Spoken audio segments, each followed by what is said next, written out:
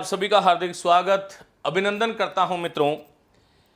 बहुत ही महत्वपूर्ण व्याख्यान होने जा रहा है, इससे आप सभी साथी जुड़िएगा।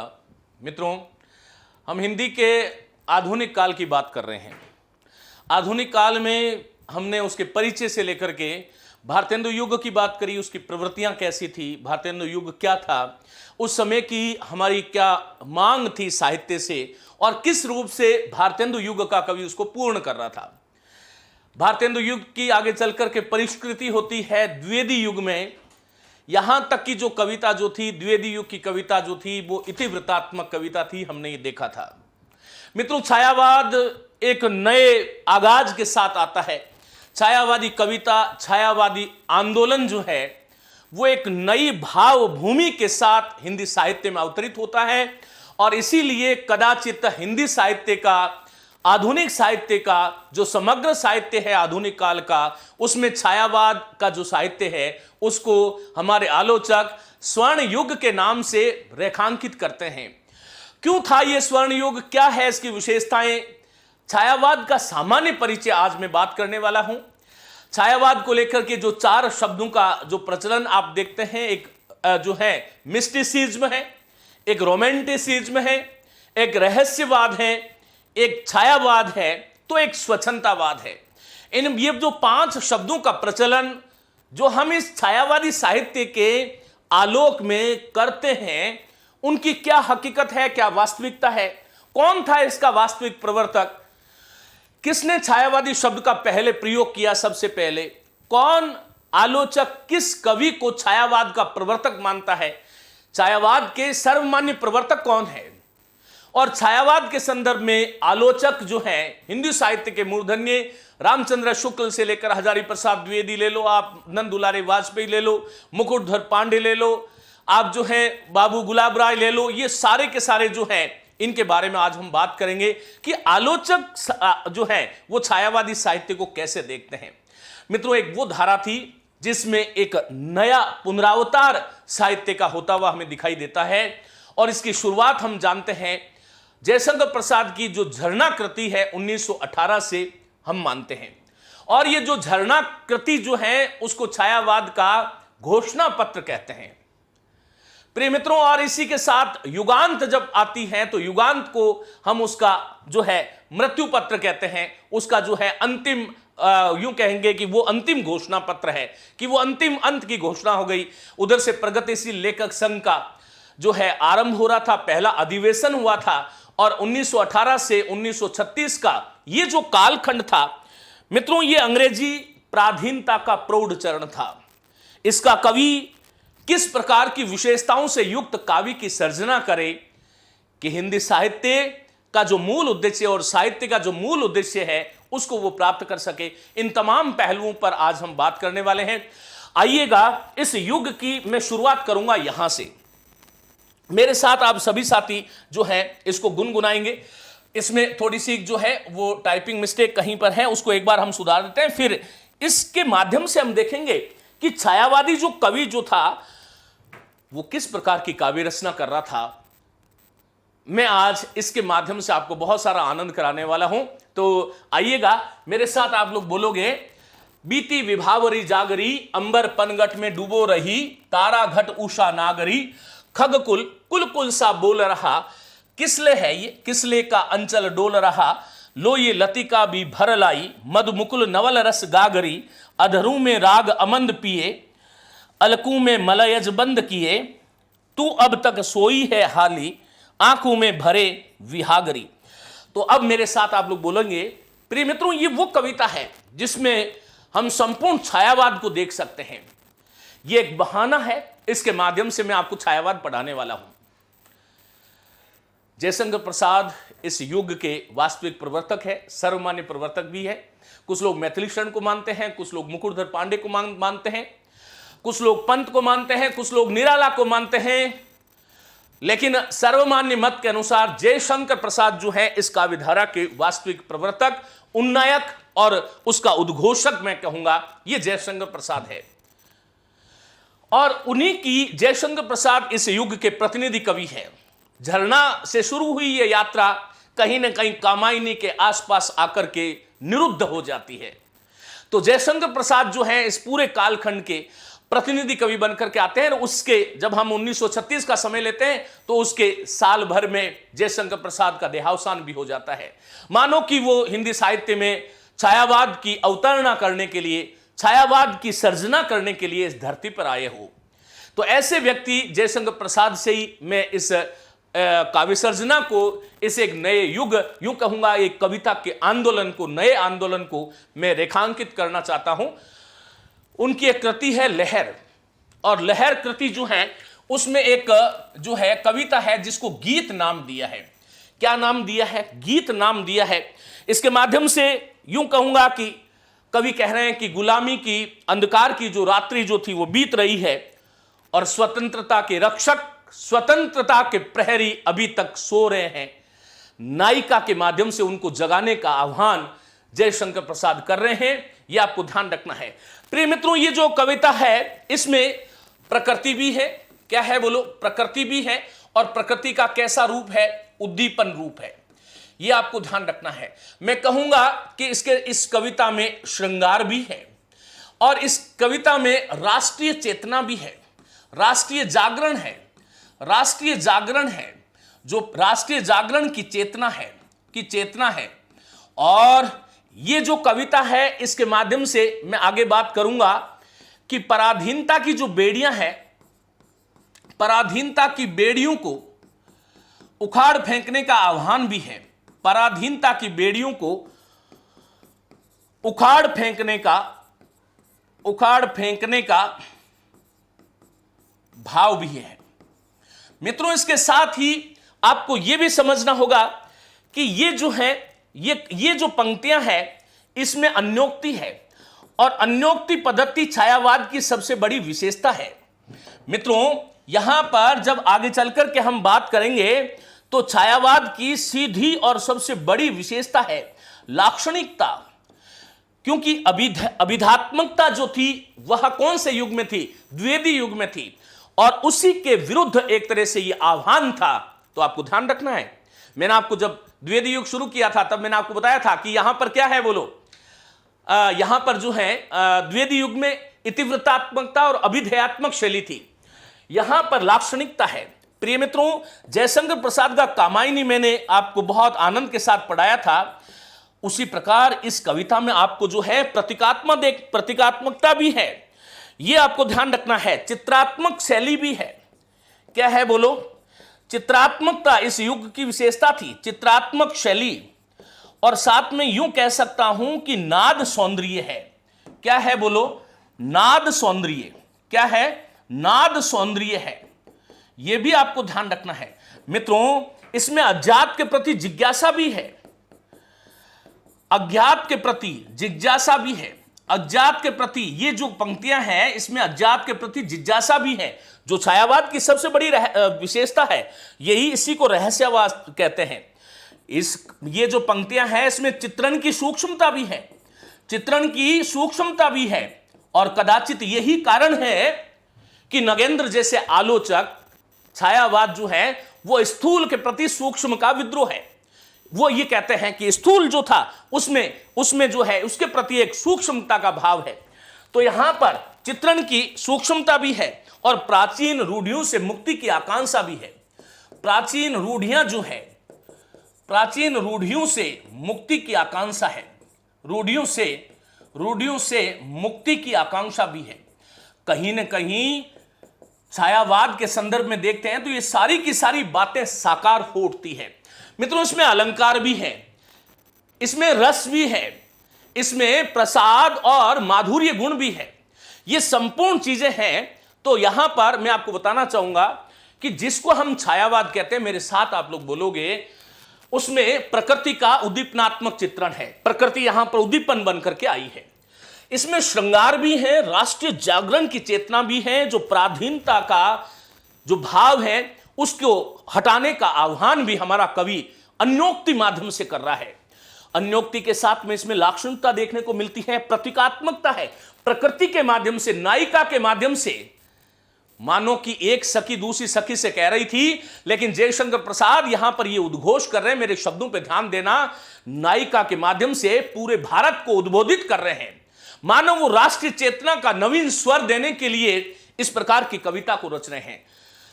तो ये जो छायावाद जो है, इसमें अन्योक्ति भी है, इसमें लाक्षणिकता भी है, इसमें प्रतीकात्मक शैली भी है, जिसको अन्य पद्धति, विशेष पद्धति कहते हैं, जिसको हम रहस्य कहते हैं। और चित्रात्मक शैली है, नाद सौंदर्य है, अज्ञात के प्रति जिज्ञासा है। और आचार्य शुक्ल यही कहते हैं कि अज्ञात के प्रति जिज्ञासा ही सच्ची रहस्य भावना है। जो अज्ञात है उसको खोजना है। अज्ञात के प्रति जो जिज्ञासा है वही, आप बीच में प्रश्न नहीं करेंगे उत्सर्जन विसर्जन, हद हो गई। एक बहुत महत्वपूर्ण टॉपिक चल रहा है पूजा बेटा, आप बीच में क्यों प्रश्न इस प्रकार से कर रहे हैं? मेरा प्रवाह जो है उसको सुनिएगा आनंद के साथ। आज तक जो छायावाद को रटते रहे हो, इससे मुक्ति पानी है आपको।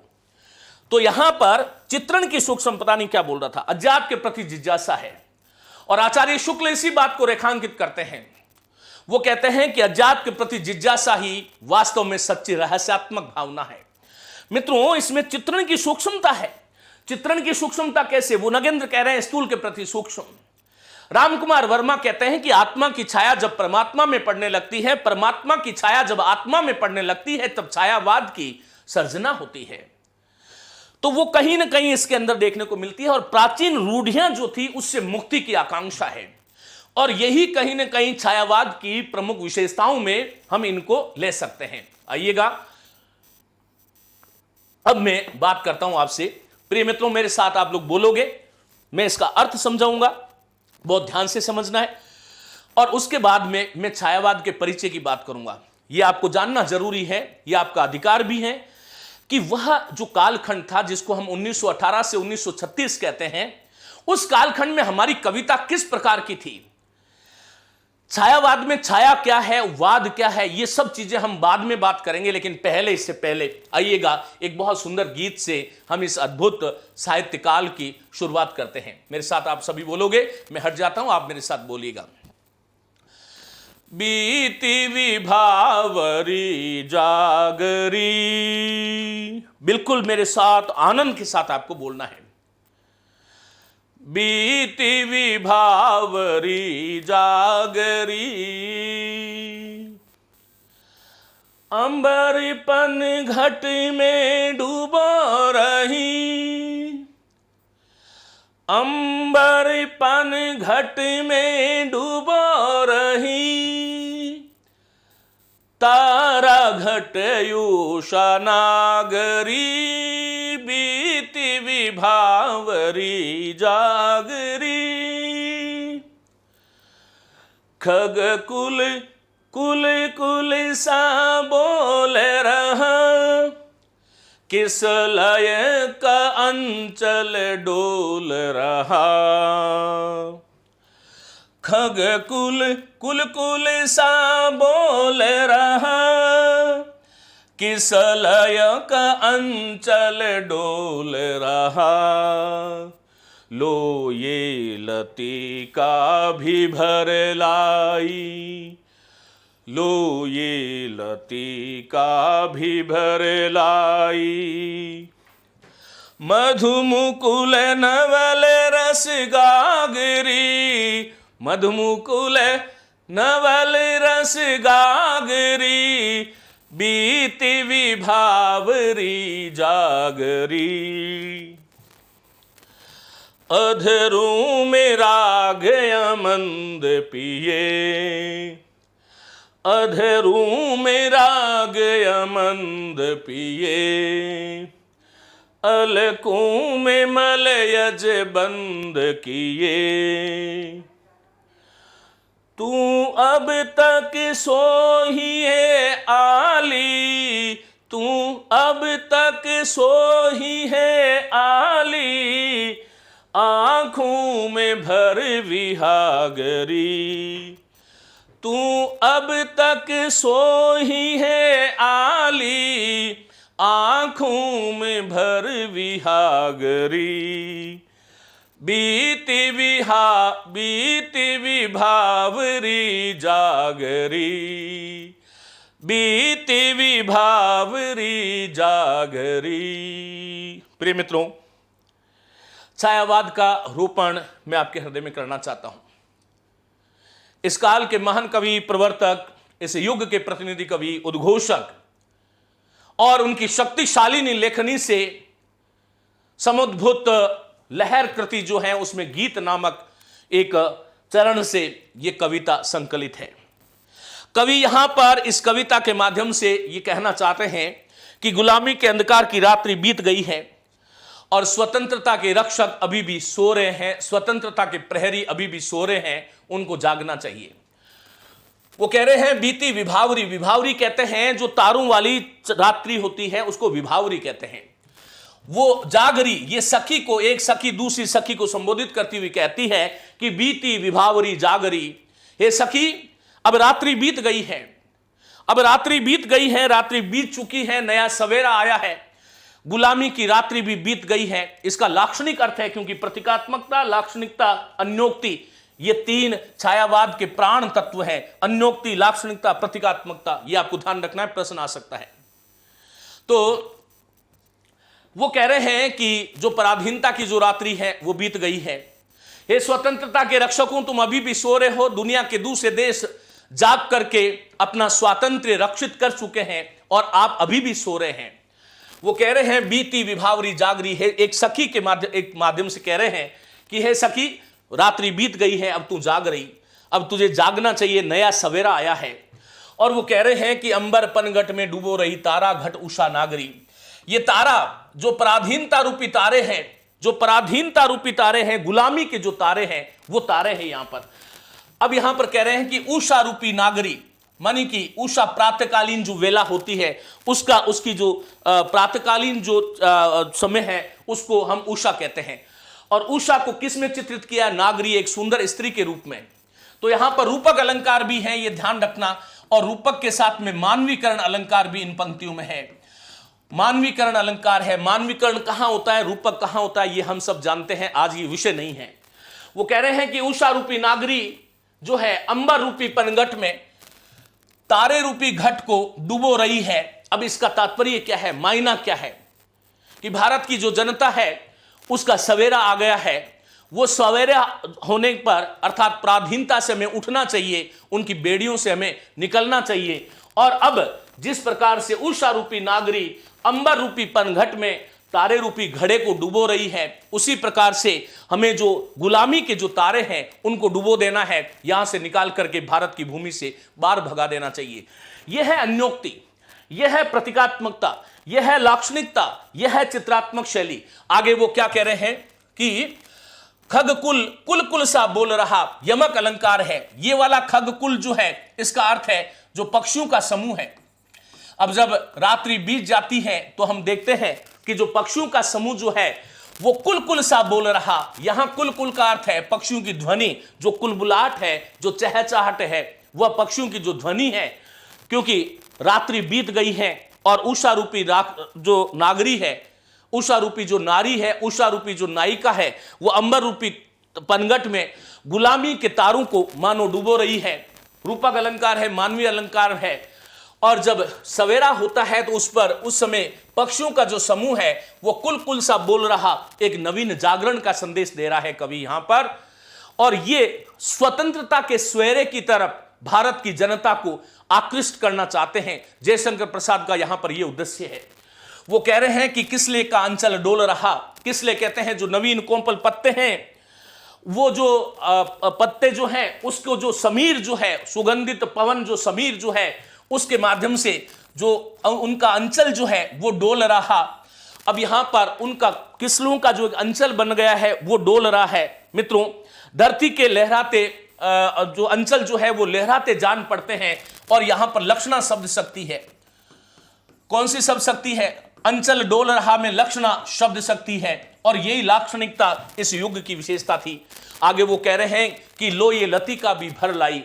जो एक लता जो है, लता जो वृक्षों से निपटी हुई जो लता है वो भी भर लाई। क्या भर के लाई है? देखो यहां पर फिर मानवीकरण हुआ है। लतिका जो है वो घड़ा भर के ला रही है, किसका? नए रस का। और वो नया रस किसका है? मधु मुकुल, मधु मानी सुंदर, शहद कलियों का, जो सुंदर कलियों का जो मीठा जो रस है, मधु जो है, उससे वो लतिका भर करके आई है। इसका मतलब क्या है? कवि यहां पर ये संदेश देना चाह रहे हैं, यह आपको ध्यान रखना है। कवि संदेश दे रहा है कि हमारा जो पराधीनता का जो दोष जो था, उसमें कहीं ना कहीं हमारे स्वतंत्रता सेनानी नव यौवन के साथ में, मानी ये यौवन का श्रृंगार हो रहा है, एक तरह से यौवन का श्रृंगार, एक नव यौवन जो है वो अंग्रेजों के विरुद्ध खड़ा हो उठा है। भारत के जनमानस को जगाना कवि का यहां पर उद्देश्य रहा है।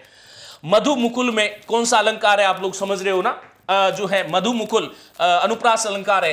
खग कुल में यमक अलंकार है, खग कुल कुल में यमक अलंकार है। और साथ ही खग कुल कुल में बोल रहा, यहां पर स्वभोक्ति अलंकार भी है। सौवर्य जो होता है उसका जो है सुंदर वर्णन, स्वभावोक्ति जो है अलंकार यहां पर भी जो है स्वभावोक्ति अलंकार भी है।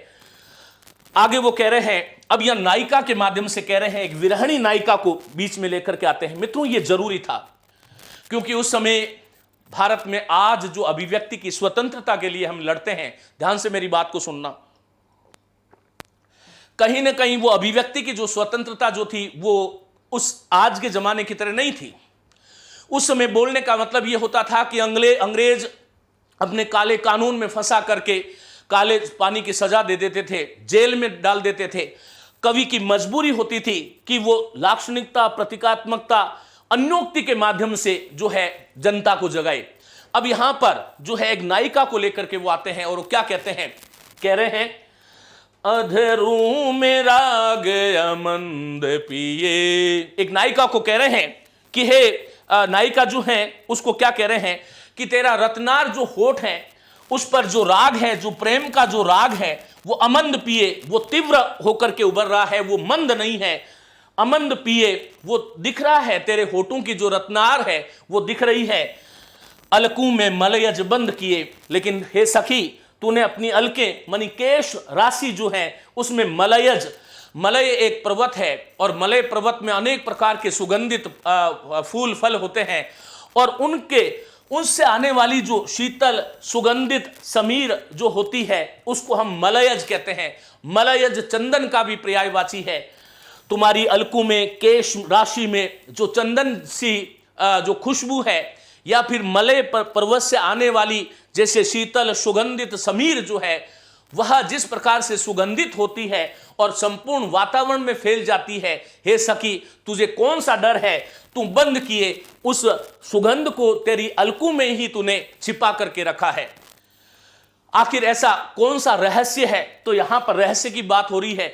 कवि यहां पर व्याज से, बहाने से ये कहना चाह रहा है कि हमारा जो पौरुष है, हमारी जो वीरता है वह सर्वत्र फैलनी चाहिए। और आगे क्या कह रहे हैं, तू अब तक सोई है आली, यहां तू अपनापन है, अपनापन दर्शा रहा है।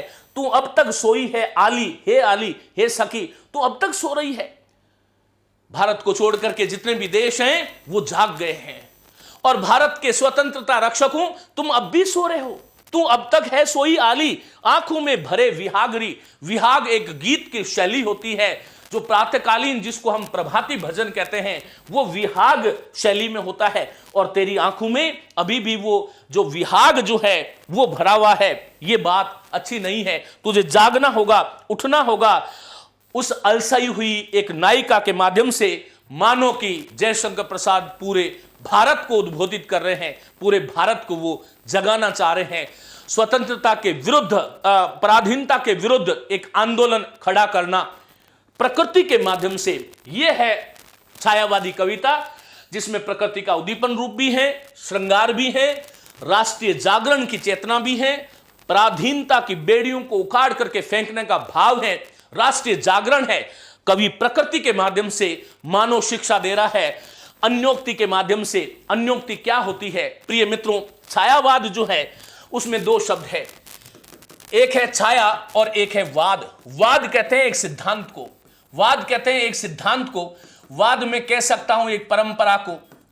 वाद जो है वो एक प्रवाह होता है, प्रवाह होता है। यूं कह सकता हूं कि एक वाद जो है वो एक तरह से एक शैली भी यहां पर हम कह सकते हैं। तो यहां पर ये छाया क्या है? छाया कभी वास्तविक नहीं होती, छाया जैसे आभासी होती है, उसी प्रकार जिस कालखंड में कवि जो है शब्द के अर्थ, शब्द के वास्तविक अर्थ से, शब्द के वास्तविक अर्थ की अपेक्षा, शब्द के वास्तविक अर्थ की अपेक्षा की अपेक्षा आभासी अर्थ प्रकट कराता है, आभासी अर्थ प्रकट कराता है वही छाया है, वही जो है वो छाया है। छाया जैसे आभासी होती है वैसे ही शब्द का अर्थ कुछ और होता है, वास्तविक अर्थ अर्थात अभिधात्मक अर्थ कुछ और होता है, लेकिन उससे ध्वनित कुछ और होता है। तो यही साथियों क्या है, यही छाया है, यह आपको ध्यान रखना है। महावीर प्रसाद द्विवेदी का एक कथन मुझे याद आता है। वो कहते हैं कि जिस प्रकार एक पेड़ होता है और उसकी छाया उस पेड़ से कहीं दूर अलग थलग बनती है, उसी प्रकार छायावादी कविताओं का अर्थ अन्योक्ति प्रभाव से निकाला जा सकता है।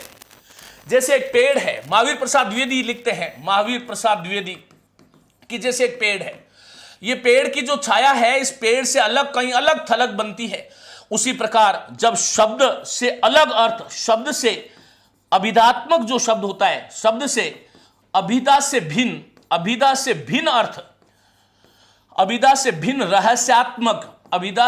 रहस्यात्मक, यूं कह सकता हूं कि लाक्षणिक, यूं कह सकता हूं कि अन्योक्ति, कहा कुछ जाए कुछ और अर्थ कुछ और हो, कहीं पे निगाहें कहीं पे निशाने, आपने सुना होगा।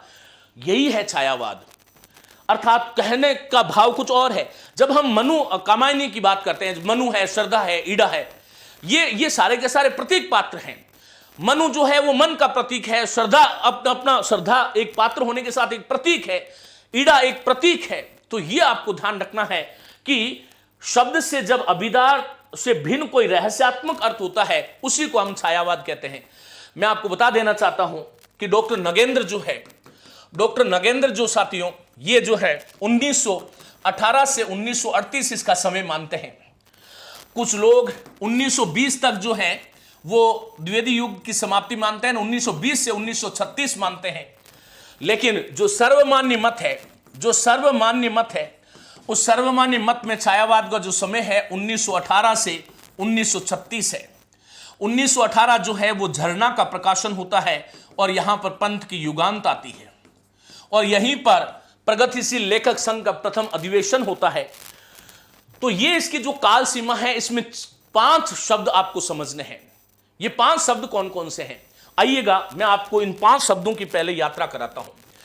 प्रिय मित्रों, एक शब्द है मिस्टिसिज्म। देखिए मिस्टिक किसको कहते हैं?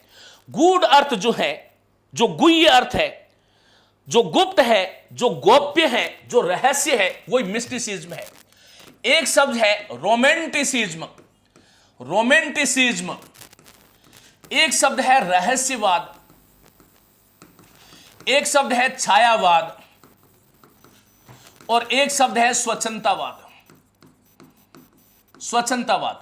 ये जो तीनों शब्द है ना, रहस्यवाद, छायावाद और स्वच्छंदतावाद, मैं एक एक शब्दों की बात करूंगा यहां पर।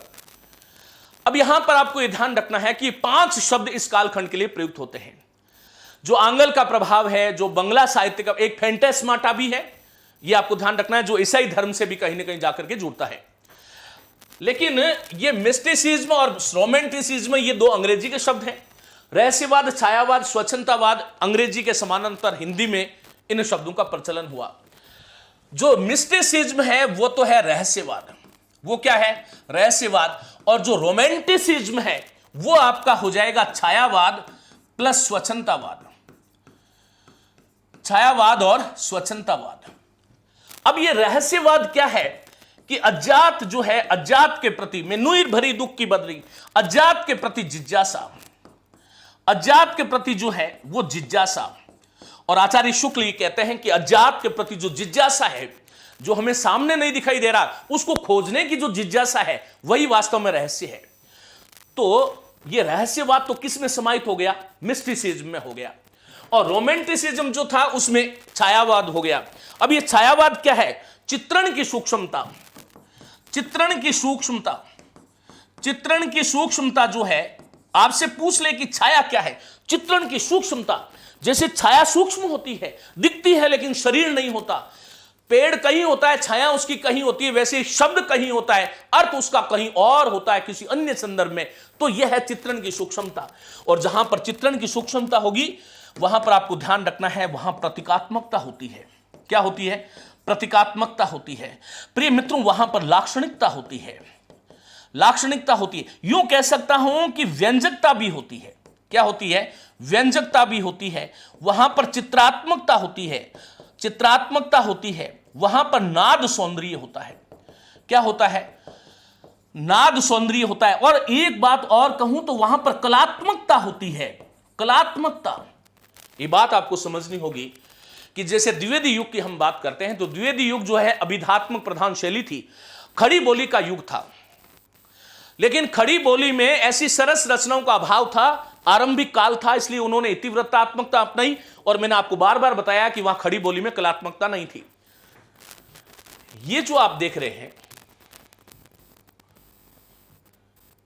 ये जो जयशंकर प्रसाद की जो कविता है, ये तत्सम प्रधान खड़ी बोली युक्त है, तत्सम प्रधान खड़ी बोली युक्त है, बोली युक्त रचना है ये। और इस रचना को हम प्रगीत कहते हैं। क्या बोलते हैं? प्रगीत बोलते हैं, प्रगीत बोलते हैं। और साथ में ये सरस भी है, क्योंकि इसमें प्रसाद गुण है और प्रसाद के साथ में माधुर्य गुण है। मैंने आपको बताया कि काव्य शास्त्र की दृष्टि से इसमें अलंकार भी हैं, इसमें रस भी है, इसमें रीति भी है, इसमें गुण भी है। तो कलात्मक दृष्टि से भी ये बहुत समृद्ध है, ये आपको ध्यान रखना है। और ये आपको ध्यान रखना होगा कि छायावाद का मतलब हो गया प्रतीकात्मकता, लाक्षणिकता, व्यंजकता, चित्रात्मकता, नाद सौंदर्य, कलात्मकता। और स्वच्छंदतावाद क्या है? प्राचीन रूढ़ियों से मुक्ति है। प्राचीन रूढ़ियों से मुक्ति की आकांक्षा, प्राचीन रूढ़ियों से मुक्ति की जो आकांक्षा है वह क्या है? बोलो, स्वच्छंदतावाद है। अब आज के बाद में आपसे कोई यह पूछ ले, भाई मिस्टिसिज्म क्या है? कि रहस्यवाद। रहस्यवाद क्या है? कि अज्ञात के प्रति जिज्ञासा। मेरे साथ बोलो, मिस्टिसिज्म क्या है? रहस्यवाद। रहस्यवाद क्या है? अज्ञात के प्रति जिज्ञासा, जो अज्ञात है, जो सामने नहीं है। और छायावाद क्या है? कि चित्रण की सूक्ष्मता। और सूक्ष्मता का मतलब क्या है? प्रतीकात्मकता, लाक्षणिकता, व्यंजकता, चित्रात्मकता, कलात्मकता। और स्वच्छंदतावाद का मतलब क्या है? प्राचीन रूढ़ियां जो है उससे मुक्ति की आकांक्षा। अब मित्रों, इसके लिए कौन सा शब्द उपयुक्त होना चाहिए? इसके लिए शब्द कौन सा उपयुक्त होना चाहिए? भाई ये मिस्टिसिज्म जो है वो तो हमें स्वीकार्य नहीं है, ये हमारा शब्द नहीं है, ये हमारा शब्द नहीं है। तीन शब्द बच गए, एक तो रहस्यवाद है, एक छायावाद है, एक स्वच्छंदतावाद है। अब आप आगे जब देखेंगे, हमारे बहुत सारे आलोचकों ने पूरे छायावाद को रहस्यवाद कहा, जैसे आचार्य शुक्ल। छायावाद कहा मुकुरध्वज पांडे, और स्वच्छंदतावाद कहा, इसको स्वच्छंदतावाद कहने वाले अलग अलग आलोचक आए। लेकिन छायावाद के एक प्रसिद्ध आलोचक जो अभी अभी 2019 में जिनका देहावसान हुआ, आप सब लोगों ने नाम सुना है, उनका नाम है नामवर सिंह। नामवर सिंह जी ने इन तीनों शब्दों का वास्तविक विश्लेषण करके कहा कि एक छायावाद की 90% कविताओं में, अधिकांश कविताओं में, एक ही कविता में अज्ञात के प्रति जिज्ञासा है, इसका मतलब रहस्यवाद भी है। सूक्ष्म की चित्रण की सूक्ष्मता भी मिलती है, इसलिए उसको छायावाद भी कहेंगे। और नवीन रूढ़ियों से मुक्ति की आकांक्षा, इसलिए स्वच्छंदतावाद भी कहेंगे। भले इन तीन शब्दों का अर्थ भिन्न भिन्न हो, लेकिन ये तीनों शब्द परस्पर जो है वो सूक्ष्म अंतर होते हुए भी एक ही है। और इसके लिए फिर हमें एक स्वीकारोक्ति करनी पड़ेगी एक शब्द पर, और वो करनी पड़ेगी छायावाद। जब हमने आचार्य शुक्ल ने कहा कि श्रीधर पाठक स्वच्छंदतावाद के प्रवर्तक है, श्रीधर पाठक, रामनरेश त्रिपाठी, रूपनारायण पांडे इत्यादि हमने बहुत लंबी फहरिस्त में पढ़ा है, उस पर हम नहीं जा रहे। तो वो स्वच्छंदतावाद कहीं ना कहीं जो है वो छायावाद का एक तरह से आह्वान था। तो उसमें उन्होंने ये कहा कि भाई तीनों शब्द जो है वो थोड़े थोड़े अंतर है, तीनों का अर्थ मैंने अलग अलग बता दिया, लेकिन इन तीनों की जगह हमें एक शब्द का प्रयोग कर लेना चाहिए, और वो एक शब्द क्या है? बोलो, छायावाद। अब ये छायावाद क्या है, यहां से शुरुआत करता हूं। मित्रों, आपको जानना पड़ेगा कि छायावाद शब्द का सबसे पहला प्रयोग मैंने आपको बताया था, श्री शारदा पत्रिका में मुकुरध्वज पांडे ने 4 निबंध लिखे थे। उन चारों निबंध के माध्यम से छायावाद का प्रथम प्रस्तोता जो है वो मुकुटधर पांडे हैं, और इसलिए आचार्य शुक्ल मुकुटधर पांडे को छायावाद का जो है प्रवर्तक मानते हैं, साथ में मैथिली शरण गुप्त को भी मानते हैं। और दूसरे प्रयोक्ता है श्री सुशील कुमार, जिसने 1921 ईस्वी में सरस्वती पत्रिका में हिंदी में छायावाद एक लेख लिखा था और उस लेख के माध्यम से उसका प्रयोग किया। तो आइए हम जानते हैं क्या इसकी हकीकत। डॉक्टर नगेंद्र के अनुसार 1918 से 1938 ईस्वी तक, परंतु सर्वमान्य मत जो है इसका समय जो है 1918 ईस्वी से 1936 तक माना जाता है। प्रिय मित्रों, आधुनिक काल के समग्र साहित्य में स्वर्ण युग की उपाधि से भूषित स्थूल के प्रति सूक्ष्म के विद्रोह का क्या अर्थ है? सुमन कुमारी, पहले बता दूं, देखो, स्थूल के प्रति सूक्ष्म का विद्रोह, स्थूल के प्रति सूक्ष्म विद्रोह, ये क्या है? ये बात तो समझने योग्य है भाई। स्थूल के प्रति जो सूक्ष्म का विद्रोह है वो क्या है? मित्रों, ये छायावाद जो था इससे पहले 200 वर्ष तक, करीबन रीतिकाल से लेकर के छायावाद करीबन लगभग 200 वर्षों तक, लगभग 200 वर्ष, समझो क्यों कहा है नगेंद्र ने, लगभग 200 वर्षों तक कविता जो है वो इतिवृत्त प्रधानता थी, इतिवृत्तात्मकता कविता में रही है। पहली बार यहां पर सूक्ष्म चित्रण हुआ, लेकिन उसको समझना है कि दो ध्रुवे थे छायावाद की तरफ, एक रीतिकाल था और बिल्कुल समीप जो था वो द्विवेदी युग था। रीतिकाल में क्या हो रहा था हम जानते हैं कि नाई का भेदी चित्रण था। यहां पर नाई का भेदी चित्रण था, नाई का भेदी चित्रण था, स्थूल और मांसल चित्रण था, स्थूल और मांसल चित्रण था, शारीरिक चित्रण था, शारीरिक चित्रण था रीतिकाल में। लेकिन छायावाद जो था उसमें मनोभावों का चित्रण था, सूक्ष्म चित्रण। देखिए, हम कामायनी के सर्गों की बात करते हैं, पूरे के पूरे जो मन के विकार जो हैं उस पर आधारित है। यह आपको ध्यान रखना चाहिए, चिंता और श्रद्धा उत्साह जो भी है, तो यहां पर यह मनोभावों से युक्त था, अर्थात यहां पर जो मन का चित्रण हुआ था यह आपको ध्यान रखना है। विशेष बात तो यह है। फिर यहां पर द्विवेदी युग जो था उसमें इतिवृत्तात्मकता थी। क्या थी? इतिवृत्तात्मकता थी, मानी कि जो यूं कहूंगा कि कथा मूलक साहित्य था। क्या था? कथा मूलक साहित्य था, जिसको हम अभिधात्मक और कला का अभाव वाला साहित्य कहते हैं, अभिधात्मक साहित्य कहते हैं। अभिधात्मक और कला का अभाव, कला अभाव वाला साहित्य कहते हैं। लेकिन छायावाद में क्या था? कला युक्त साहित्य था। पहली बात तो यह ध्यान रखना है। और यहां पर लाक्षणिकता थी, सबसे बड़ी पहचान है इसकी लाक्षणिकता। और जहां पर लाक्षणिकता होगी वहां पर क्या होगी? सूक्ष्मता होगी। यहां पर जब हम बात करते हैं, चाहे किसी भी कविता की जब हम बात करते हैं साथियों, तो वहां पर आपको एक चीज ये समझ में आती है कि इस कविता में कदम कदम पर मन के भावों का चित्रण है, कला युक्त चित्रण है, लाक्षणिकता का चित्रण है, वो सूक्ष्म चित्रण है। और इसीलिए नगेंद्र ने यहां पर यह कहा कि छायावाद क्या है? स्थूल के प्रति सूक्ष्म का विद्रोह है। यह खैर आगे मैं बता देता, लेकिन अभी आपने पूछा है तो मुझे लगता है आप संतुष्ट हो गए कि यह स्थूल के प्रति सूक्ष्म विद्रोह का यह अर्थ है। अब हम वापस यहां पर आते हैं। आधुनिक काल के समग्र साहित्य में स्वर्ण युग की उपाधि से भूषित छायावाद का आरंभ प्रसाद की 1918 ईस्वी में प्रकाशित कृति झरना से एवं 1936 ईस्वी के प्रगतिशील लेखक संघ के प्रथम अधिवेशन और सुमित्रानंदन पंत की रचना है युगांत 1936 ईस्वी में आती है, उससे छायावाद का अंत माना जाता है। मानी हम एक समय सीमा की यदि बात करें तो आपको ध्यान रखना है कि शुरुआत होती है इसकी जो है प्रसाद की झरना कृति जो 1918 में आती है, और अंत होता है युगांत 1936 से। यह आपको ध्यान रखना है। कुछ लोग निराला की अनामिका से भी मानते हैं, शुक्ल इत्यादि। मित्रों, ये झरना जो है वो छायावाद की प्रयोगशाला का प्रथम आविष्कार है। झरना जो है वो छायावाद की प्रयोगशाला का,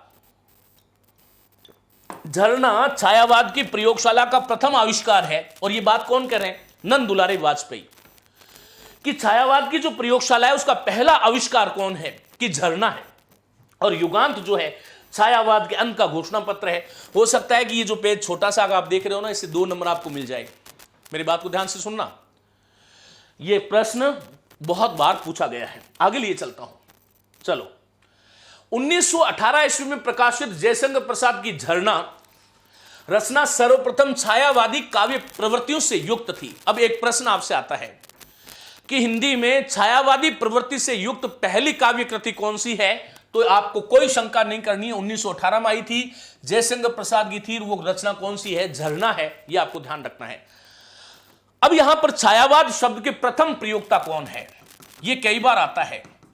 छायावाद शब्द के प्रथम प्रयोक्ता, छायावाद शब्द के प्रथम प्रयोक्ता कौन है?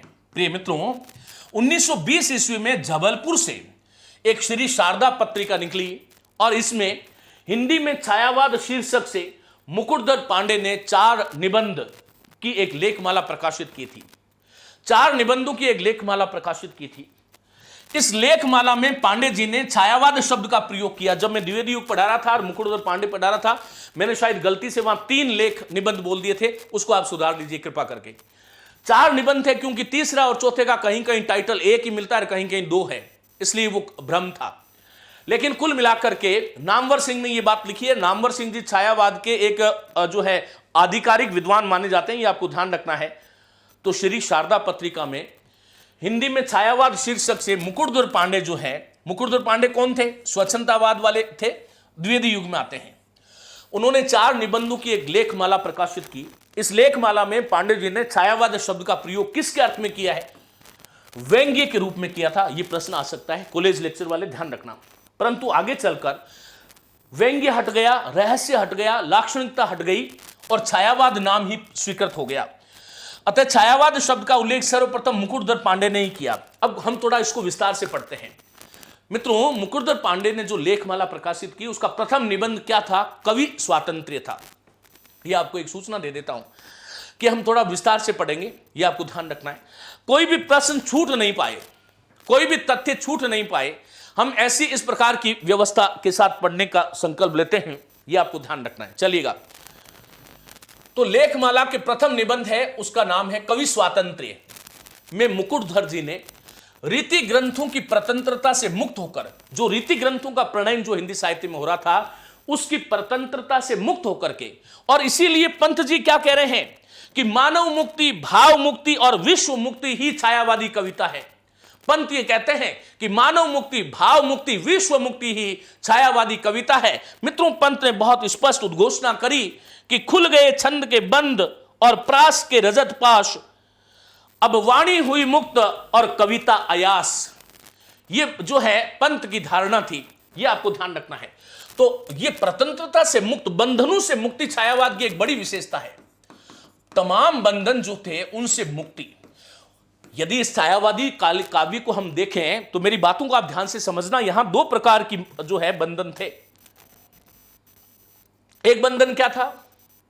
पहला बंधन मैं कहूंगा जो अंग्रेजी पराधीनता जो थी, अंग्रेजी और औपनिवेशिक बंधन था, और दूसरा सामंतिक जो सामंती जो बंधन था।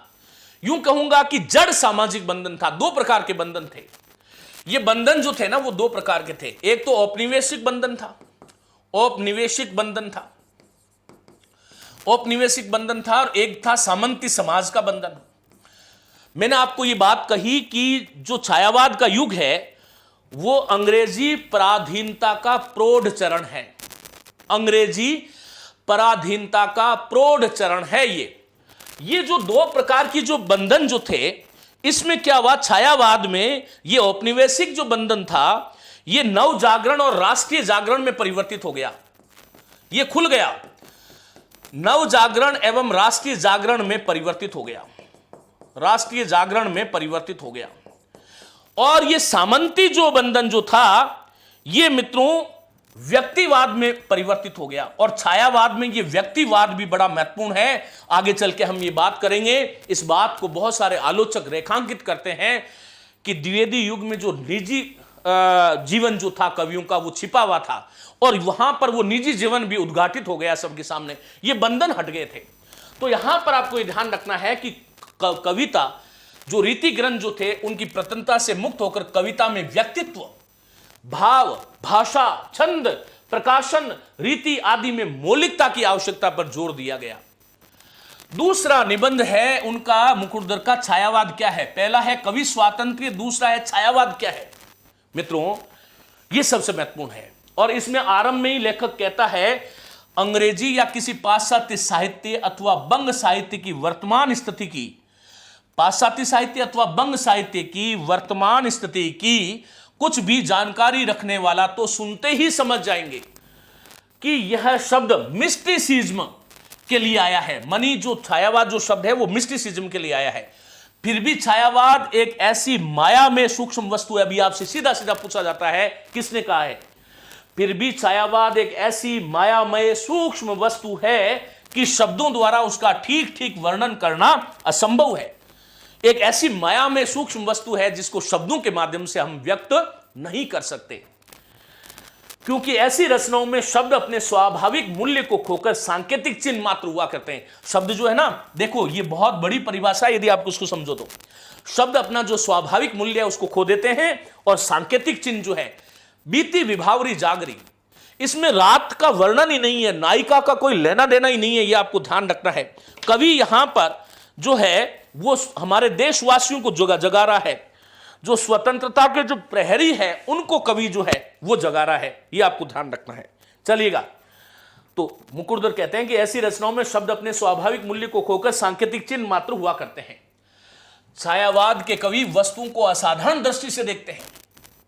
छायावाद के जो कवि है वो वस्तुओं को असाधारण दृष्टि से देखते हैं, साधारण दृष्टि से नहीं देखते। प्रकृति का मानवीकरण कर रहे हैं। उनकी रचना की संपूर्ण विशेषताएं उनकी इस दृष्टि पर ही अवलंबित रहती है और वह क्षण भर में बिजली की तरह वस्तु को स्पर्श करती हुई निकलती जाती है। शब्द में अर्थ मान लो कि जैसे बिजली एक क्षण भर में हमें स्पर्श करती है, वैसे ही छायावादी कवि जब लेखनी चलाता है तो उसके अर्थ मानो कि बिल्कुल ऊपर से निकल जाते हैं। उसको गंभीरता से देखने की आवश्यकता होती है।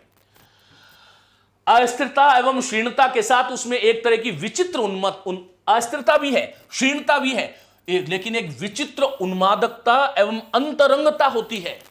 विचित्र उन्मादकता है, अंतरंगता होती है उन शब्दों में, जिसके कारण वस्तु उसके प्रकृति मानी जो वास्तविक रूप है उसमें नहीं किंतु अन्य रूप का संबंध कवि के अंतर जगत से रहता है।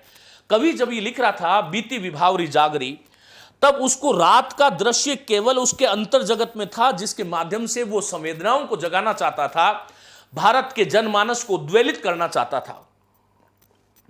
तो यहां पर यही बात कही जा रही है। यह अंतरंग दृष्टि छायावाद की विचित्र प्रकाशन रीति का मूल है। यह अंतरंग दृष्टि जो है, इस प्रकार मुकुटधर जी की सूक्ष्म दृष्टि ने छायावाद की मूल भावना आत्मनिष्ठ अंतर्दृष्टि। पूछा जा सकता है, कॉलेज लेक्चरर वाले ध्यान रखें, नेट वाले ध्यान रखें, हिंदी का कौन सा काल था जिसमें कवियों की आत्मनिष्ठ अंतर्दृष्टि थी? या तो हम भक्ति काल में कुछ मान सकते हैं या फिर छायावाद में मान सकते हैं। यह आपको आधुनिक काल में यही मिलेगा। आत्मनिष्ठ अंतर्दृष्टि थी, उसको पहचान लिया था जब उन्होंने कहा कि चित्र जो है, कोई भी चित्र जो है वो दृश्य वस्तु की आत्मा का ही उतारा जाता है। तो छायावाद की मौलिक विशेषता की ओर संकेत किया गया है। कोई भी चित्र जो है वो दृश्य वस्तु जो है उसकी आत्मा का उतारा जाता है। और यही कारण है कि रामकुमार वर्मा जो है वो आगे चल करके कहेंगे कि आत्मा की छाया परमात्मा में, परमात्मा की छाया आत्मा में पड़ती है, तब छायावाद की सृष्टि होती है। चलिएगा, अब यहां पर छायावादी कवियों की कल्पना प्रियता, कल्पना बहुत है इसमें, पर प्रकाश डालते हुए मुकुटधर जी कहते हैं कि उनकी कविता देवी, वो ये कह रहे हैं, मुकुटधर पांडे छायावाद के कवियों की जो कविता है उसको क्या कह रहे हैं कि उनकी कविता देवी की आंखें सदैव ऊपर की ओर उठी रहती है। अभिधात्मक अर्थ नहीं था, लाक्षणिकता थी, चित्रात्मकता थी, बिंबात्मकता थी, प्रतीकात्मकता थी, अन्योक्ति थी। उनकी कविता देवी की आंखें सदैव ऊपर की ओर उठी रहती है। मृत्यु लोक से उसका बहुत कम संबंध रहता है। बीती विभावरी जागरी रात्रि का वर्णन नहीं है, अन्योक्ति है। वह बुद्धि और ज्ञान की सामर्थ्य सीमा को अतिक्रमण करके मन प्राण के अतीत लोक में ही विचरण करता है। छायावाद में प्रकृति का उपयोग प्राय प्रतीक की तरह होता है। देखो, बहुत महत्वपूर्ण बात है, मोस्ट करोगे। छायावाद में प्रकृति का उपयोग प्राय प्रतीक की तरह होता है। प्रकृति वहां पर प्रतीक है। तारे, मैंने कहा, गुलामी के प्रतीक है। उषा रूपी नागरी जो है वो उत्साह के प्रतीक है।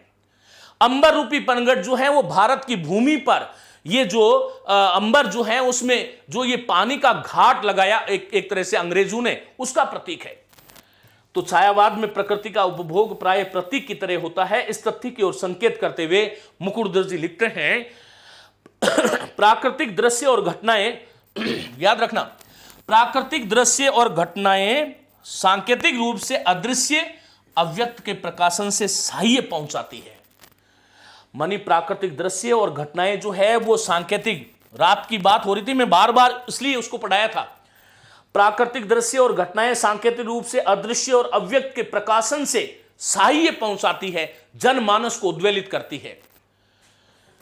यह आपको ध्यान रखना है। छायावाद के कला पक्ष पर विचार करते हुए मुकुटधर जी क्या कहते हैं कि काव्य में चित्रकारी और संगीत का अपूर्ण एकीकरण ही उसका आदर्श है। यह प्रश्न पूछा गया है। काव्य में चित्रकारी मानी छायावाद को किस अर्थ में ग्रहण करते हैं मुकुटधर पांडे? काव्य में चित्रकारी और संगीत का अपूर्ण एकीकरण। काव्य में चित्रकारी और संगीत का अपूर्ण एकीकरण छायावाद का अर्थ है। यह मुकुटधर पांडे की दृष्टि में छायावाद का अर्थ लेखमाला के शेष 2 निबंधों का एक ही शीर्षक है हिंदी में छायावाद। हालांकि कहीं कहीं पर हिंदी में छायावाद की रूपरेखा और उसकी जो है पृष्ठभूमि मिलता है, लेकिन नामवर जी यही लिखते हैं।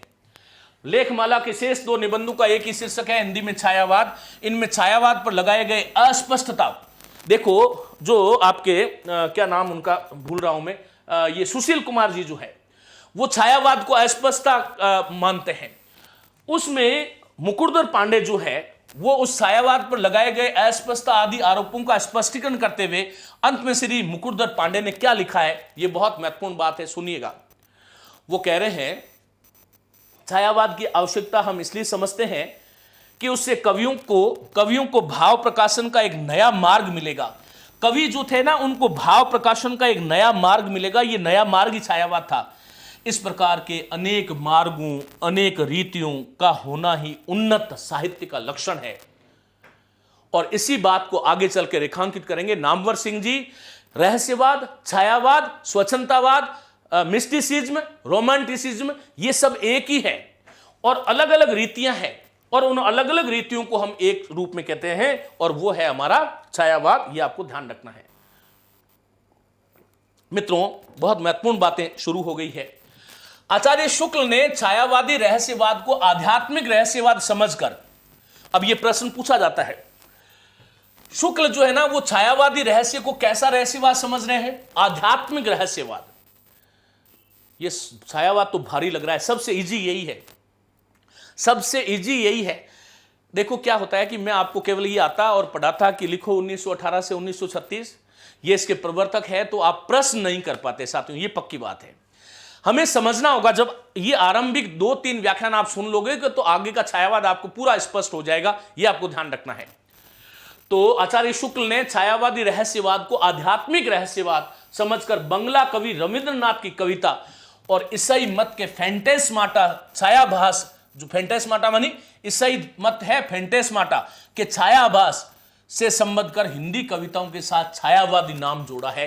यह कोटेशन बहुत महत्वपूर्ण है, पूछा जाता है।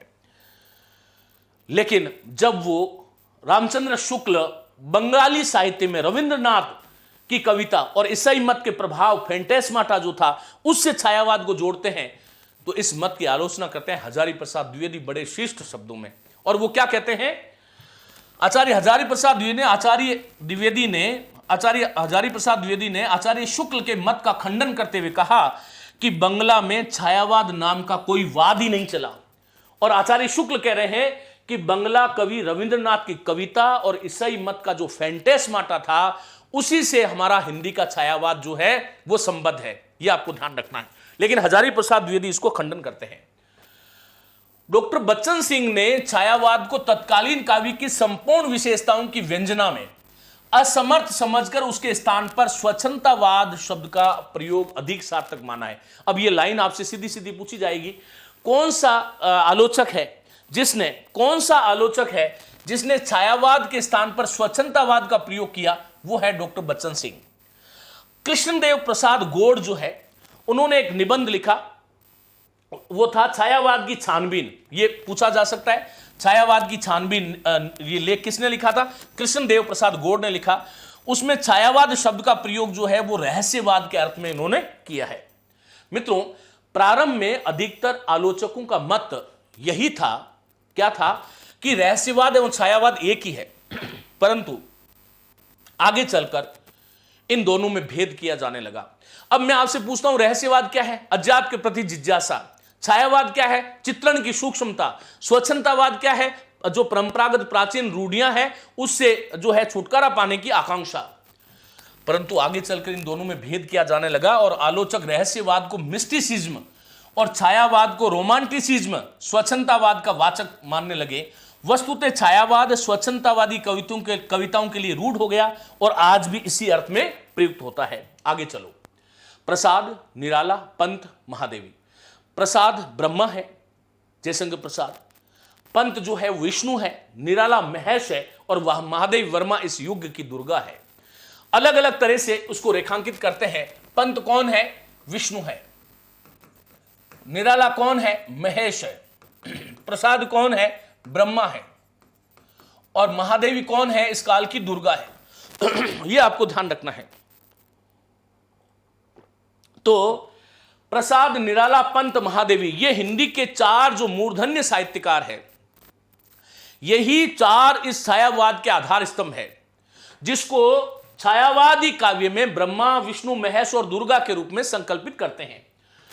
प्रसाद, निराला, पंत, महादेव की कविताओं की चर्चा के सिलसिले में अंग्रेजी के मिस्टिसिज्म एवं रोमांटिसिज्म तथा हिंदी के रहस्यवाद, छायावाद और स्वच्छंदतावाद शब्द आए। व्यवहार में रहस्यवाद मिस्टिसिज्म का पर्याय हो गया। मैंने आपको बताया था कि रहस्यवाद, मिस्टिसिज्म रहस्य है, एवं छायावाद और स्वच्छंदतावाद जो था वो रोमांटिसिज्म के पर्याय बन गए। जहां तक रहस्यवाद, छायावाद एवं स्वच्छंदतावाद शब्दों के शब्दार्थ और लोक प्रचलित भावों का जो संबंध है, इन तीनों में निसंदेह थोड़ा थोड़ा अंतर है। रहस्यवाद क्या है? मेरे साथ बोलो, अज्ञात की जिज्ञासा है। और आचार्य शुक्ल कह रहे हैं कि अज्ञात की जिज्ञासा जो है वही वास्तव में सच्चा रहस्यवाद है, वही सच्ची रहस्य भावना है। आपसे कोई पूछ ले छायावाद का मतलब क्या है? कि चित्रण की सूक्ष्मता है। आपसे कोई पूछ ले स्वच्छंदतावाद क्या है? कि प्राचीन रूढ़ियों से मुक्ति है। आपसे पूछ ले कि मिस्टिसिज्म क्या है? कि रहस्यवाद है। मिस्टिसिज्म क्या है? कि रहस्यवाद है। आपसे कोई पूछ ले कि रोमांटिसिज्म क्या है? रोमांटिसिज्म क्या है? रोमांटिसिज्म क्या है? यदि आपसे कोई पूछ ले तो ये चित्रण की सूक्ष्मता अर्थात छायावाद और स्वच्छंदतावाद है। ये आपको ध्यान रखना है। अब ये अर्थ बता चुका हूं, परंतु जब युग विशेष की काव्यधारा के संबंध में इन शब्दों पर विचार किया जाए तो रहस्यवाद, छायावाद और स्वच्छंदतावाद तीनों एक ही काव्यधारा की विविध प्रवृत्तियां मालूम होती है। यह आपको बात ध्यान रखना है। मैंने तीनों शब्दों के अलग अलग अर्थ बताए। रहस्यवाद अलग है, छायावाद अलग है, स्वच्छंदतावाद अलग है, लेकिन वास्तव में ये एक ही काव्यधारा की तीन प्रवृत्तियां हैं। वस्तुतः ऐसी बहुत सी कविताएं हैं जिनमें एक ही जगह आपको रहस्यवाद दिखाई देगा, उसी कृति में आपको छायावाद दिखाई देगा, उसी में आपको स्वच्छंदतावाद, तीनों मिलेंगे। उदाहरण के लिए पंत की एक कविता है मौन निमंत्रण। इस मौन निमंत्रण को यदि हम लें और उसकी यदि विश्लेषण करें तो यह मौन निमंत्रण जो है उसमें अज्ञात की जिज्ञासा है। हाँ बिल्कुल बताऊंगा। मौन निमंत्रण जो है अज्ञात की जिज्ञासा है। अज्ञात की जिज्ञासा हो गई, इसका मतलब क्या है? ये रहस्यवाद है। इसमें रहस्यवाद भी है। पंत की जो कृति है मौन निमंत्रण रहस्यवाद है, होने के कारण रहस्यवाद है। अभिव्यक्ति की सूक्ष्मता भी इसमें मौन निमंत्रण में दिखाई देती है, इसलिए इसमें छायावाद भी है। और कल्पना लोक में स्वच्छंद विचरण करने के कारण स्वच्छंदतावाद भी है।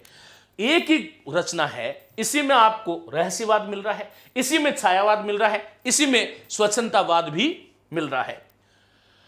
जब एक कविता में इन तीनों वादों अथवा प्रवृत्तियों को अलगाना, अलग अलग करना कठिन है, तो पूरी काव्य धारा को हम कब कहेंगे कि यहां पर रहस्यवाद है, यहां पर छायावाद है, यहां पर स्वच्छंदतावाद है? ये शब्द तीनों भले अलग अलग थे, तीनों के अर्थ भी अलग अलग थे, लेकिन तीनों ही शब्दों का अर्थ हमने छायावाद के अर्थ में कर दिया। यह आपको ध्यान रखना है। इसलिए उचित तो यही मालूम होता है कि जिस तरह अन्य साहित्यों में अनेक प्रवृत्तियों के पुंज, जो अन्य जो साहित्य है वैदेशिक पाश्चात्य साहित्य, उनकी अनेक प्रवृत्तियों का पुंज जो था उसको हमने रोमांटिक काव्य की संज्ञा दी है, वो है रोमांटिसिज्म। उसी तरह अनेक प्रवृत्तियों के पुंज है छायावाद, क्योंकि रहस्यवाद भी है, छायावाद भी है, स्वच्छंदतावाद भी है। उस छायावादी काव्य को एक ही नाम देना चाहिए, कहना ना होगा कि यह नाम छायावाद ही हो सकता है। छायावाद नाम सबसे पुराना होने के साथ ही प्रसाद, निराला, पंत और महादेवी की कविताओं के लिए यह रूढ़ भी हो जाता है। प्रिय मित्रों, ऐसी हालत में छायावाद शब्द का अर्थ चाहे जो हो, परंतु व्यावहारिक दृष्टि से यह प्रसाद, निराला, पंत, महादेवी की उन समस्त कविताओं का द्योतक बन गया जो 1918 से 1936 के बीच में लिखी जाती है। लोकेश चौधरी, आप हेल्पलाइन पे बात करें। अब ये बात समझ में आ गई यहां तक? इतनी बात यदि आपको समझ में आई है तो एक बार थम्स अप कीजिएगा, उसके बाद में आगे बढ़ूंगा। और अब जो सत्र आ रहा है बहुत महत्वपूर्ण होने जा रहा है। हालांकि आज स्वास्थ्य थोड़ा सा गड़बड़ है, लेकिन फिर भी मैं जो सोच के आया हूं वहां तक आपको लेके चलूंगा, उसके बाद में क्लास का विराम दूंगा। यहां तक आपको समझ में आ गया तो एक बार थम्स अप कीजिएगा, झूठा मत कीजिएगा। छायावाद, जब आपसे 1 घंटे पहले छायावाद में जहां पर आप थे, क्या उससे आगे आए हैं? 1 घंटे पहले जहां पर थे, हमने 6:15 बजे क्लास शुरू करी थी, 7:15 हो गई है। क्या उससे आप आगे आए हैं? हां या ना बताइएगा। Okay, great. मित्रों, आलोचकों के मत में छायावाद का अर्थ, ऐसा कोई परीक्षा नहीं होती जिसमें यहां से प्रश्न नहीं आएगा। हम 21-22 आलोचकों की बात करने वाले हैं, सुनिएगा। बहुत शानदार बात जो है, हां उससे आगे है, बस यही चाहिए। जब मैं आपके पास आया था तब से लेकर के अभी तक यदि आप एक कदम आगे बढ़ गए हैं तो आप धन्य हैं और मेरा सौभाग्य है। चलिएगा, अब मैं आगे लिए चलता हूं। आलोचकों के मत में छायावाद का अर्थ क्या है? मित्रों, यह क्रम संख्या है, यह विद्वान का नाम है, इसकी जगह मैं आलोचक का नाम कहूंगा।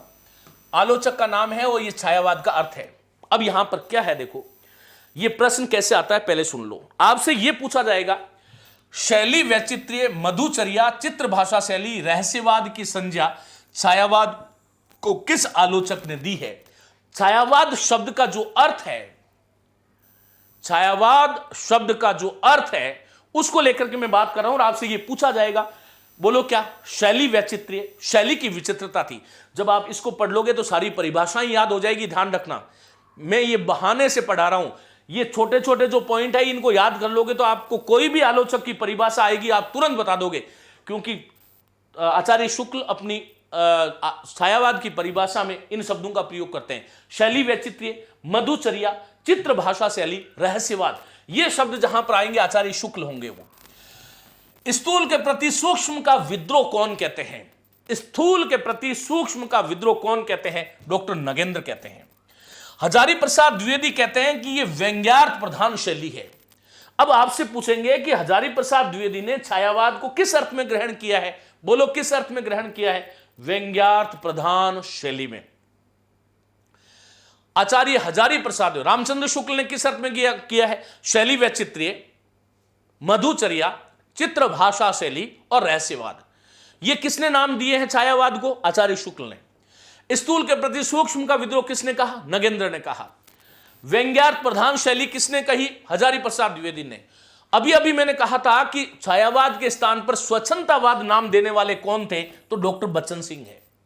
मित्रों, ये इसका हृदय है, यहां से हर बार प्रश्न आता है। और यदि मैं कॉलेज लेक्चर की बात करूं तो छायावाद से 8 या 9 प्रश्न आए थे, मैंने आपको बताया था। इतने प्रश्न आपको मिल रहे हैं। सर कमेंट शो नहीं हो रहे क्या? हो रहे हैं, सब हो रहे हैं, मैं उसको देख नहीं रहा हूं अभी। चलिएगा, व्यंग्यार्थ प्रधान शैली किसने कही? हजारी प्रसाद द्विवेदी ने। आपसे पूछ ले कि छायावाद को स्वच्छंदतावाद किसने कहा? तो डॉक्टर बच्चन सिंह ने कहा। छायावाद को रहस्यवाद और छायावाद का व्यंग्य अर्थ में प्रयोग किसने किया? मुकुटधर पांडे।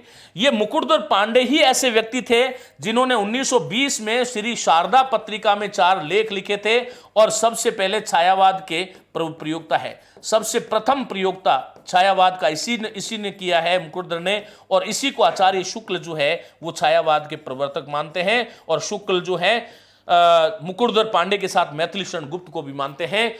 भाव नहीं भावों की छाया कहा है मुकुटधर पांडे ने। भाव नहीं भावों की छाया कहा है। ये कितने लोग हैं? 5 लोग। एक बार फिर देखें, शैली, वैचित्र्य, मधुचर्या, चित्र भाषा शैली, रहस्यवाद। छायावाद को किसने कहा? आचार्य रामचंद्र शुक्ल ने। स्थूल के प्रति सूक्ष्म का विद्रोह किसने कहा? नगेंद्र ने। व्यंग्यार्थ प्रधान शैली किसने कही? हजारी प्रसाद द्विवेदी ने। स्वच्छंदतावाद किसने कहा? डॉक्टर बच्चन सिंह ने। रहस्यवाद और भाव नहीं भावों की छाया किसने कहा? मुकुटधर पांडे। मुकुटधर पांडे ही पहले वो व्यक्ति थे जिसने 1920 में छायावाद का शब्द का प्रयोग किया, और आचार्य शुक्ल इन्हीं को छायावाद का प्रवर्तक मानते। ये 5 चीजें क्लियर हो गई, हां या ना? रामचंद्र शुक्ल क्या बोलते हैं? शैली वैचित्र्य, मधुचर्या, चित्र भाषा शैली। कल जब मैं आलोचकों की परिभाषा पढ़ाऊंगा तब ये मैं आपसे पूछूंगा, शैली वैचित्र्य, मधुचर्या, चित्र भाषा शैली, रहस्यवाद कौन कह रहे हैं? रामचंद्र शुक्ल। स्थूल के प्रति सूक्ष्म का विद्रोह कौन कह रहे हैं? डॉक्टर नगेंद्र। व्यंग्यार्थ प्रधान शैली कौन मान रहे हैं? हजारी प्रसाद द्विवेदी। स्वच्छंदतावाद क्या मान रहे हैं? डॉक्टर बच्चन सिंह। देखो, महावीर प्रसाद द्विवेदी अन्योक्ति कहते हैं, हजारी प्रसाद, ये दोनों नाम कंफ्यूज कर देते हैं। महावीर प्रसाद द्विवेदी जो है ना, वो छायावाद को अन्योक्ति कहते हैं। मैंने आपको बताया था वृक्ष वाले उदाहरण से, जैसे वृक्ष की छाया अलग थलग, वृक्ष की छाया उस वृक्ष से अलग थलग कहीं और पड़ती है, वैसे शब्द का अर्थ जहां पर अन्योक्ति प्रभाव से ग्रहण किया जाता है उसे हम छायावाद कहते हैं। ये महावीर प्रसाद द्विवेदी है। तो हजारी प्रसाद द्विवेदी तो इसको व्यंग्यार्थ प्रधान शैली कहते हैं, लेकिन महावीर प्रसाद द्विवेदी जो है इसको अन्योक्ति कहते हैं। बात क्लियर हो गई? ओके। मुकुटधर पांडे भाव नहीं भावों की छाया, व्यंग्य अर्थ और रहस्यवाद के अर्थ में छायावाद शब्द का प्रयोग करते हैं। 4 लेख लिखते हैं श्री शारदा में 1920 में, और आचार्य शुक्ल इसको प्रवर्तक मानते हैं। यहां तक बात क्लियर हो गई तो हां करो। यहां तक बात क्लियर हो गई क्या? हां या ना बताइएगा। हो गई हैं 5 लोग। यदि आपसे कभी भी पूछे जाएंगे तो कर लोगे। शैली वैचित्र्य, स्थूल के प्रति सूक्ष्म का विद्रोह, व्यंग्यार्थ प्रधान शैली, अन्योक्ति महावीर प्रसाद द्विवेदी, स्वच्छंदतावाद बच्चन सिंह, रहस्यवाद, व्यंग्य अर्थ, भाव नहीं भावों की छाया, ये मुकुटधर पांडे। जयशंकर प्रसाद 2 चीजें कहते हैं। एक तो वेदना के आधार पर स्वानुभूतिमयी अभिव्यक्ति। कैसे? वेदना क्या थी? जयशंकर प्रसाद इसके प्रवर्तक है, उद्घोषक है, प्रतिनिधि कवि है, और उनकी ये परिभाषा महत्वपूर्ण हो जाती है ना कि जो मन की जो वेदना थी, पराधीनता की जो वेदना थी, उसके आधार पर जो स्वयं ने अनुभूत किया है उसकी अभिव्यक्ति ही छायावाद है। बात क्लियर हो गई? सर बहुत अच्छे से समझ में आ रहा है। ओके। वेदना जो थी, जयशंकर प्रसाद बहुत महत्वपूर्ण हो जाते हैं, मोस्ट इंपोर्टेंट हो जाते हैं, इनको जानना बहुत जरूरी है। वो ये कह रहे हैं कि वेदना क्या? पराधीनता की वेदना थी। मैंने आपको कहा कि ये काल वैसा वो काल था जो अंग्रेजी पराधीनता का प्रौढ़ काल था, जब भारत जो है वो पराधीनता की बेड़ियों में आबद्ध था। हमारी जनता सो रही थी, सामंती लोग हमारे ऊपर अत्याचार कर रहे थे, अंग्रेजी शासन हुकूमत अत्याचार कर रही थी, भारत का धन बाहर जा रहा था। इसी समय ब्रेन ड्रेन जो है वो पुस्तक लिखी गई, आप सब साथी जानते हैं। और उसी वेदना के आधार पर स्वानुभूतिमयी अभिव्यक्ति जो है वो जयशंकर प्रसाद मानते हैं। लेकिन दूसरा वो छायावाद को कांति भी मानते हैं। जैसे मोती के भीतर छाया जैसी तरलता, जैसे मोती को देखते हो ना, मोती को देखा है आप सबने, तो उसमें उसको जो अंदर देखते हो ना, उसमें एक छाया दिखाई देती है, बहुत झीणी होती है। कभी देखना, वो जो उसकी तरलता होती है वो हिलती हुई दिखाई देती है, अंदर छाया, वो उसकी चमक होती है, जो कांति होती है, वही साहित्य में छायावाद है। ये जयशंकर प्रसाद कहते हैं। व्यंग्यार्थ प्रधान शैली हजारी प्रसाद द्विवेदी, अन्योक्ति महावीर प्रसाद द्विवेदी, चित्र भाषा शैली शुक्ल, स्थूल के प्रति सूक्ष्म का विद्रोह आपके जो है नगेंद्र, भाव नहीं भावों की छाया, व्यंग्य और रहस्य मुकुटधर पांडे, और जयशंकर प्रसाद कहते हैं वेदना के आधार पर स्वानुभूतिमयी अभिव्यक्ति और कांति। सूर्यकांत त्रिपाठी निराला रहस्यवाद कहते हैं। सुमित्रानंदन पंत सौंदर्य की छाया कहते हैं। एक एक बार में याद होने वाली चीज है। महादेवी वर्मा बहुत महत्वपूर्ण परिभाषा है, हमेशा पूछी जाती है।